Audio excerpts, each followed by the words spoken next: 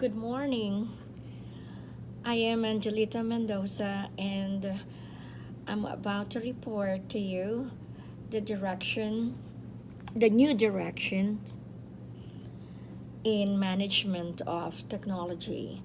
My partner in these assigned topics is Sir Butch Browan, in which I think he is able to upload his peace of mind about the topic.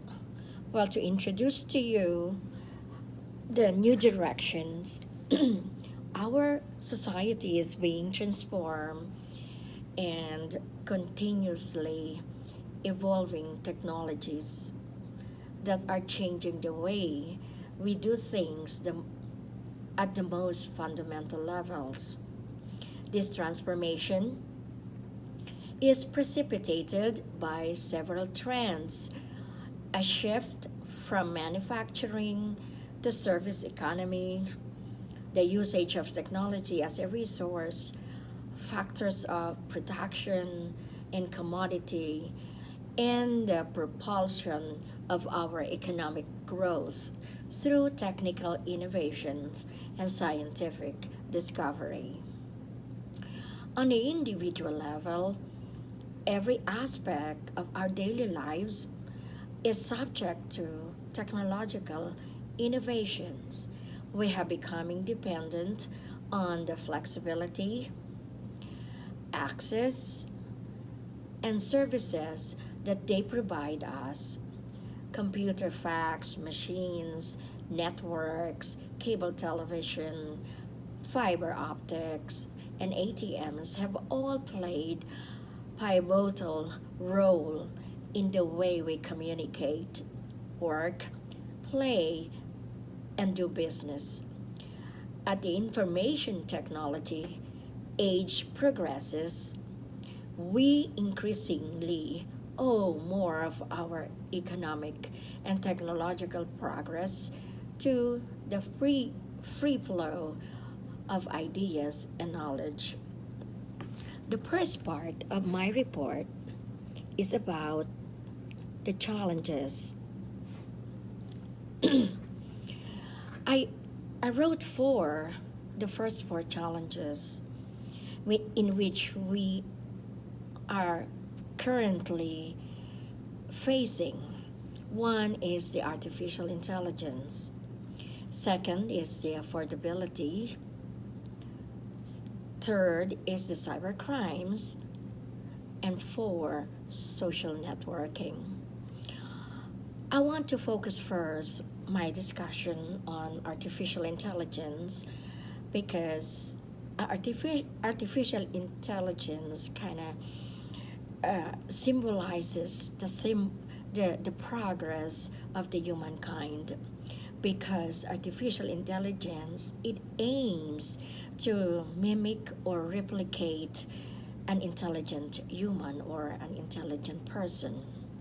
It can do the task of what a person can do. However, there are some limitations when it comes to using the artificial intelligence, because it's not based from human thinking, but it only replicates the human logic or the human thinking. It aims to, like I said, it aims to replicate and mimic. So I can give you an example. When you ask AI to identify a, a pedestrian, yes, it can identify pedestrian, but according to the context of the pictures, and didn't know what a pedestrian is beyond the lines, and only beyond the lines and textures and things. But it didn't know what a pedestrian is or what a human is. That is why in creating or designing the image recognition in self-driving car It's so hard, and so many self-driving cars can failures because the artificial intelligence got confused. I want to talk about the example from 2016. There was a fatal accident when somebody was using Tesla's autopilot artificial intelligence. When somebody is using Tesla's autopilot artificial intelligence, instead of using it on the highway like it was designed for, they use it on the city street. And what happened was the truck drove in front of the car, and the car failed to brake because the artificial intelligence, as it replicates and trains the truck pictures, it identified that the trucks only runs on a highway, not on the side streets. So therefore, artificial intelligence interpreted the the car, the truck, as a road sign, and not another car that will cause uh, that fatal accident. If you have question, you can ask, you can write it down, and we are going to discuss, or we can answer the question when we have our next meeting, probably on Sunday in your time. The next one is affordability.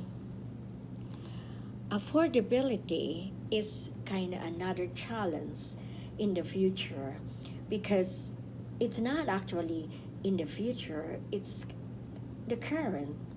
Because like I shared the last time, yes, we are provided with one-to-one Chromebook with the students, but then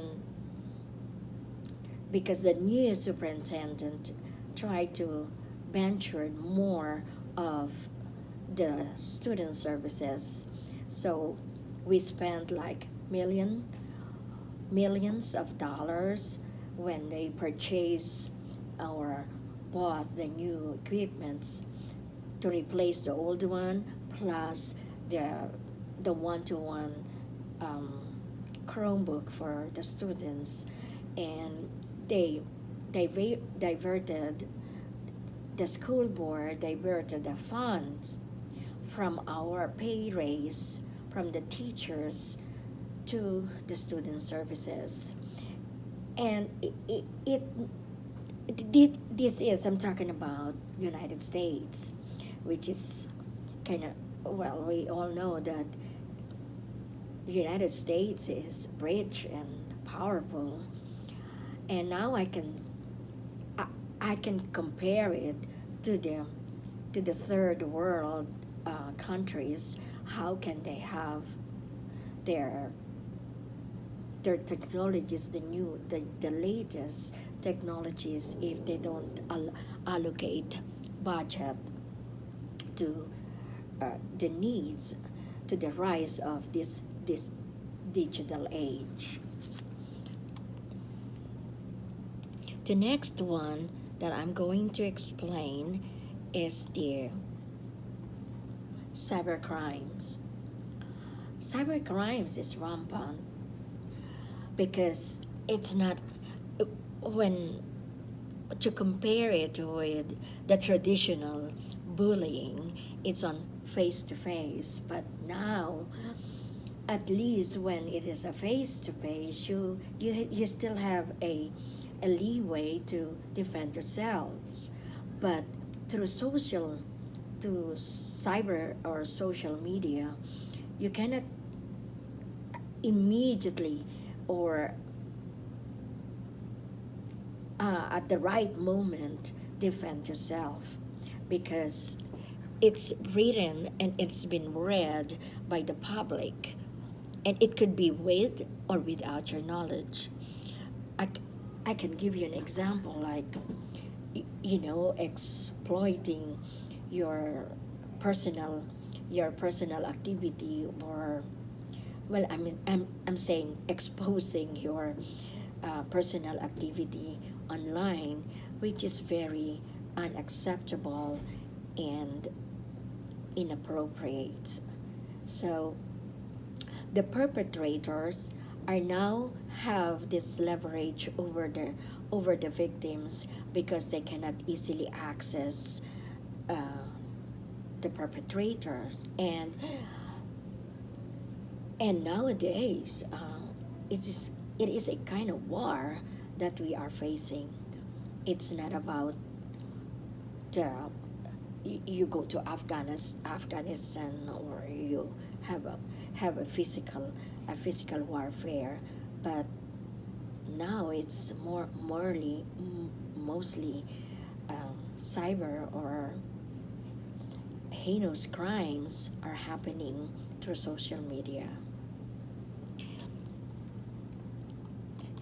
And the next one is, well, I would like to go back to cyberbullying. Cyberbullying takes several forms that includes flaming. This means electronic transmission of angry or rude messages, harassment, repeatedly sending insulting or threatening messages, cyberstalking, threats or harm or intimidation, masquerading, pretending to be someone else, and sharing information to damage the person's reputation. Outing is another example. By pretending to be someone else and sharing information to damage person's reputation. And exclusion is another example, which is maliciously leaving a person out of a group online, so much as the chat or a game ganging up on one individual. And the next one is social networking. Well, I wrote here, I love my computer because my friends live in it. Yes, we live in social networking. From the time we open our eyes, we go to our cell phone and browse or navigate right away. But with my traditional way, I don't I don't open or turn on my phone first thing in the morning, because I know that once I turn on my cell phone, my tendency is to see and to get distracted, and I don't focus to myself, because I need to prepare myself for the day, because I know that I'm facing difficult situations. We never know. It's always expected and unexpected when I go to school, because of the behavior, the challenging behaviors that we are facing nowadays, because of probably because of the diverted attentions of the students. Students now are in different directions. They are physically present in the classroom, but their minds are absent, because they focus too much on technology. They do they are so mighty fast working their class assignments, just for them to so that they can get is can get immediately to the Chromebooks and do some other things. And they are very smart. You cannot it's hard to monitor using students using their the individual Chromebook, because once you don't you you just stay in one place and you teach the lesson, then the tendency of the students is to go back and forth to YouTube or other game sites that are not related to the lessons. And that's the disadvantages of using so technology for me, and the disadvantages of using social networking. So, and you know what is a social networking? It's self-explanatory. Common examples are Facebook, Google's, Yahoo, Twitter, MySpace, and those are the common social networking that can that can divert somebody's in um, or can be disruptive to the students' ability to learn the lessons in the classroom. And I believe in Christian Lewis Lange when he said, technology is a useful servant but a dangerous master.